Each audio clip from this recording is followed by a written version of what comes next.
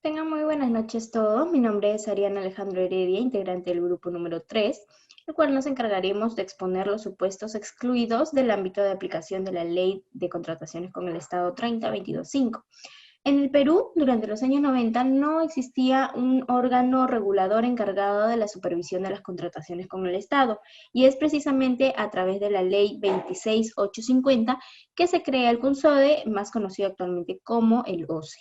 Para abordar de manera cabal cuáles son los supuestos excluidos del ámbito de aplicación de esta ley, es menester entender cuál es el ámbito de aplicación de la ley.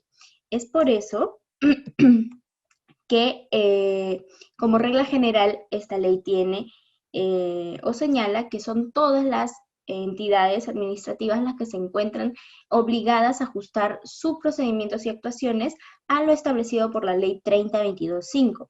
Más precisamente, en su artículo 3 se encuentran señaladas todas las entidades administrativas que se encuentran bajo el ámbito de aplicación de esta norma.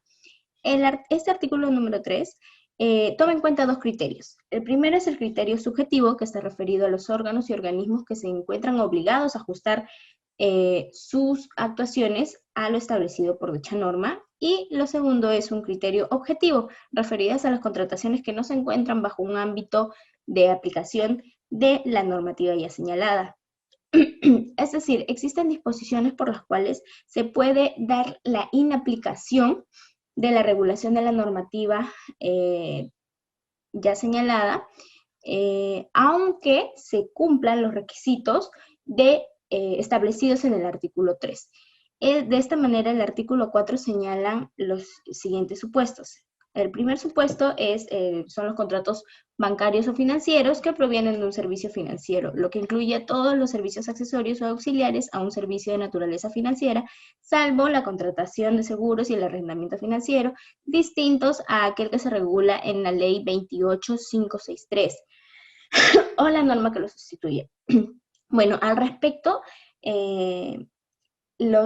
dentro de la contratación pública, se consideran los contratos bancarios o financieros todos aquellos acuerdos celebrados entre una entidad financiera y los clientes o usuarios con la finalidad de crear, regular, modificar o extinguir relaciones jurídicas dentro de un ámbito financiero. Ahora, ¿qué pasa en estos casos? En estos casos no se va a aplicar lo establecido por la Ley 30.22.5, debido a que estos contratos bancarios ya se encuentran regulados por una regulación especial, siendo esta la 26.702 la que establece cómo y cuáles son las actuaciones que se pueden realizar en este ámbito financiero. Buenas tardes con todos. Mi nombre es David Vigo. Y bien, continuaré explicando el inciso A del artículo 4 de la Ley de Contrataciones del Estado, la Ley 30.22.5. Yo lo que haré es explicar los dos supuestos en los cuales la presente norma sí es aplicable, por lo cual constituiría una excepción a este artículo. Estos dos supuestos son la contratación de seguros y el arrendamiento financiero. El primero, la contratación de seguros por parte del Estado, implica que la aseguradora, por medio de un contrato obviamente con una entidad estatal, se obliga a asumir el riesgo de que en caso pase un infortunio, poder indemnizarlo. Ejemplos de esto tenemos los seguros que contrata el Estado para sus trabajadores en tema de salud y los seguros patrimoniales, los cuales contrata el Estado a fines de salvaguardar su patrimonio, ¿no? En caso de algún daño o robo. Asimismo, tenemos lo que es el arrendamiento financiero, el cual es una fuente de financiamiento que permite financiar la adquisición de un bien mueble o inmueble sin necesidad de que la empresa desembolse recursos propios. Es decir, existe un contrato de por medio entre una entidad estatal y una empresa privada. Es por esto que está regulado por la Ley de Contrataciones del Estado. Y bien, dichos supuestos también se encuentran regulados por la Ley de Endeudamiento Público del Estado. A ver, el caso de arrendamiento público, como ya se explicó, consta de un contrato entre el arrendador y arrendatario, la entidad estatal y la entidad privada.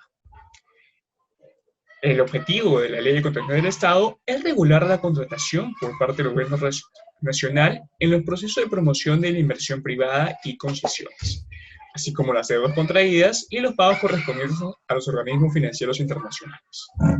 Es decir, por propia definición, dichos supuestos se encuentran inmiscuidos en la norma tratada. Asimismo, el arrendamiento financiero se encuentra regulado por la Ley 28563, que es la Ley General del Sistema Nacional de Endeudamiento. En tanto, endeudamiento obviamente implica un contrato y una operación de endeudamiento público a través de un financiamiento sujeto a un reembolso a fin de realizar proyectos de inversión pública de prestación de servicios. Es decir, tienen que seguir los lineamientos establecidos tanto en la norma nacional de endeudamiento, por un tema de costos, calidad de precio, así como los principios y lineamientos establecidos en la norma tratada. Bueno, eso sería todo. Muchísimas gracias.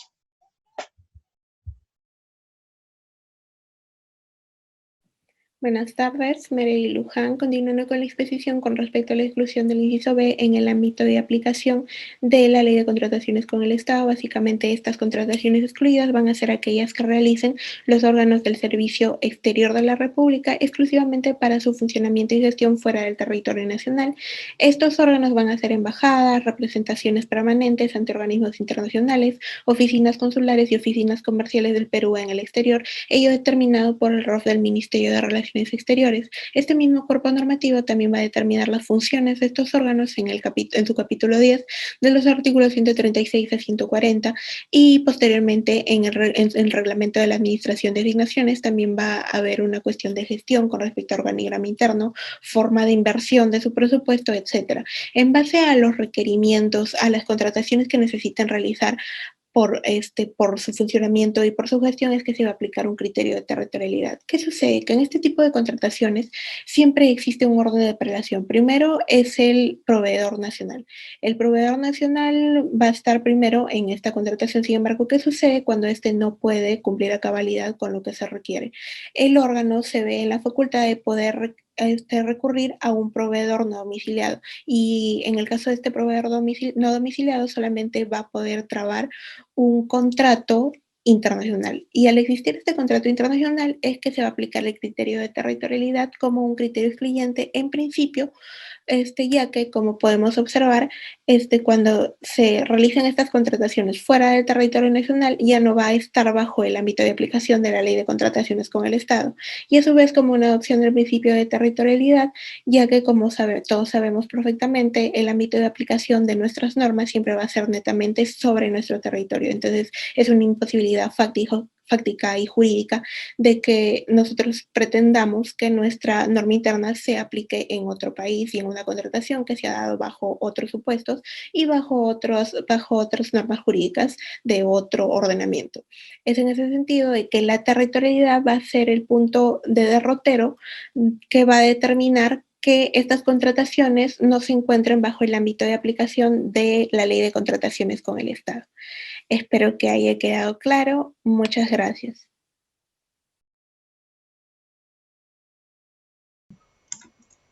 Ahora bien, sobre las contrataciones que efectúa el Ministerio de Relaciones Exteriores para atender a la realización en el Perú de la transmisión del mando y de cumbres internacionales, se presume que esta tampoco se regirá bajo las disposiciones de la Ley de Contrataciones con el Estado, ni será objeto de supervisión del OCE. Esto es porque ya está en la Ley 3015-4, publicada en el año 2014. Ello sin ser ajeno al cumplimiento de los principios generales, como lo es el principio de eficiencia, transparencia y trato igualitario, pero debe cumplir con ciertos requisitos. Primero, los eventos deben ser publicados en el portal institucional del Ministerio de Relaciones Exteriores, remitir un informe de contrataciones a Contraloría y el OCE y registrar en el SERACE. Segundo, solo aplica para las contrataciones que se encuentren en el marco de los tratados u otros compromisos internacionales de los que Perú es parte. Ahora bien, una vez que el Ministerio realice un estudio de posibilidades del mercado referencial, este será informado al órgano competente para la certificación de disponibilidad del presupuesto y será aprobado.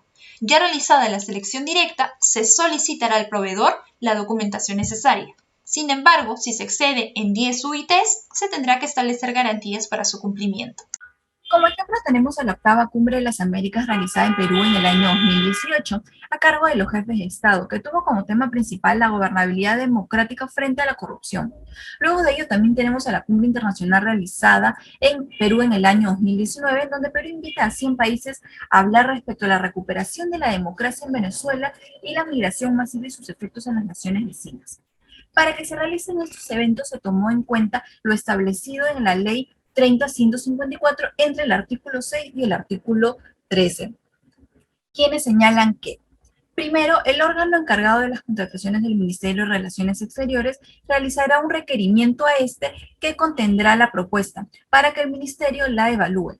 Luego de ello, de ser aprobado este requerimiento, la contratación se dará de forma directa. Ahora bien, para que se formalice este contrato, el órgano encargado deberá pedir al proveedor los documentos necesarios. Para ello se debe tomar en cuenta que la formalización de este contrato se dará mediante la suscripción del documento y o la recepción de la orden de compra. Gracias. Bien, continuando con la exposición con respecto a la exclusión del inciso D, que versa sobre la contratación de notarios públicos para que ejerzan las funciones previstas en la presente norma, que es la Ley de Contrataciones con el Estado y evidentemente su reglamento. ¿Por qué es que esta contratación se encuentra excluida? En principio es necesario definir nuestra función notarial. ¿Qué es la función notarial? La Ley del Notariado, en su artículo 2, nos indica de que los notarios van a ser aquellos profesionales que puedan dar fe de los contratos celebrados ante ellos y también formalizar la voluntad de las partes.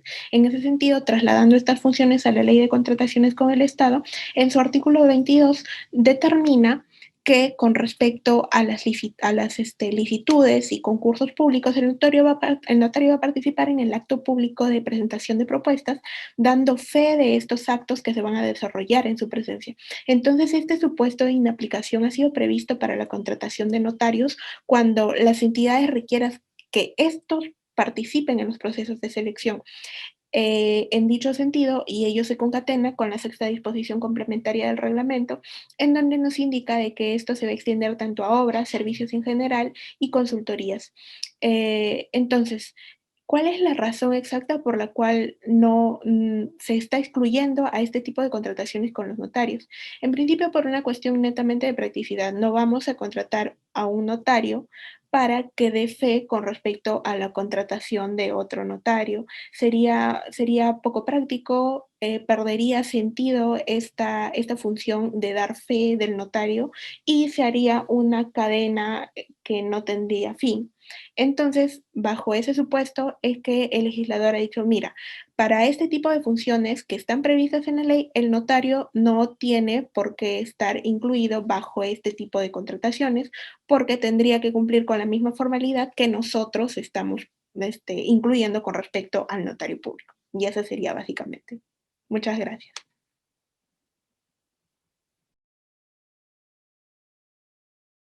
Bueno, en este inciso se menciona sobre los servicios que son brindados por los conciliadores y por los árbitros en los centros de conciliación o en los centros de arbitraje. También se menciona la Junta de Resolución de Disputas y a los demás medios de solución de controversias. Por un lado tenemos a los conciliadores, que son gente capacitada que para la resolución de conflictos, su ley fue creada en noviembre de 1997 y con la ley 26.872, que tenía un fin, que era descongestionar al Poder Judicial, ya que sabemos que tiene una carga muy grande, ¿no? Una carga procesal. También para dar mucha más acceso a las personas que quieren solucionar sus conflictos de manera más rápida, ¿no? Por otro lado tenemos a los árbitros, que son personas también capacitadas, y su ley es el decreto legislativo número 1071. Este mismo menciona a todo lo que el arbitraje está envuelto, ¿no? Como que el árbitro puede ser ad hoc o institucional, y ciertas partes de estas entidades que voy mencionando tienen diferente uso, diferentes reglas, diferentes maneras de seguir un procedimiento, ¿no? Por ejemplo, las fechas, las invitaciones y todo eso. Los centros de conciliación son los centros donde los conciliadores realizan sus operaciones, los centros de arbitraje son los donde los árbitros realizan las operaciones que tienen que realizar. La Junta de Resolución de Conflictos, que es un medio que se encarga de resolver de manera eficiente los problemas que nacen desde el inicio del plazo de ejecución de una obra hasta la recepción total de una misma. Se sabe que se estableció en el país a partir de la ley 30.225 y en su reglamento su aplicación mediante el 2016 OSCE-CD. ¿Qué tal? Soy Marce Núñez para poder explicar la exclusión de los mecanismos alternativos de resolución de conflictos en la modalidad de contratación pública con el Estado. Si bien es cierto, ya quedaron diferenciados estos conceptos, pero también cabe diferenciar dos momentos, que es de la actuación y de la contratación. Nosotros vamos a enfocarnos en el momento de la contratación, es decir, no estamos diciendo que el Estado no pueda ser parte de un arbitraje o de una conciliación, por ejemplo. Estamos hablando de por qué los mecanismos de resolución de conflictos no pueden ser contratados por el Estado bajo la modalidad de contratación pública, ¿no? Entonces, esto viene por varias razones, de las cuales voy a explicar tres. La primera, el origen, ¿no? Las contrataciones públicas tienen tres etapas: preparatoria, selección y ejecución. Pero los MARCs no tienen ese mismo origen, no tienen una planificación. Es decir, las contrataciones públicas sí que la tienen, pero los MARCs surgen de un accidente que es producido por o produce un conflicto, ¿no? Entonces, esta es una clara diferencia de por qué no sucede así, y esto se refleja más en la celeridad. Es decir, yo busco que el conflicto se solucione rápido. ¿Por qué? O porque pago intereses si es que soy yo el que esté en falta como Estado, ¿no? Y a medida que pasa el tiempo, ¿no? Si tiene una etapa de preparatoria, de selecciono, hago un concurso público para ver qué árbitro es el que soluciona mi conflicto, pues se compromete el tiempo, entonces pago intereses. O de otra forma comprometo la obra. O sea, de cualquier manera estoy perdiendo tiempo, ¿no? Y necesito solucionar el conflicto de manera rápida. Otra distinción muy importante es el propósito de la necesidad. Las contrataciones públicas buscan satisfacer la necesidad de una sociedad, pero me pueden decir, hey, pero los MARCs son servicios, ¿no? Sin embargo, el enfoque o el propósito es lo que lo distingue, ¿no? Son necesidades de satisfacer la necesidad de la sociedad, ¿no? Tal vez falta agua, tal vez falta una pista, pero los MARCs, ¿cuál es su propósito?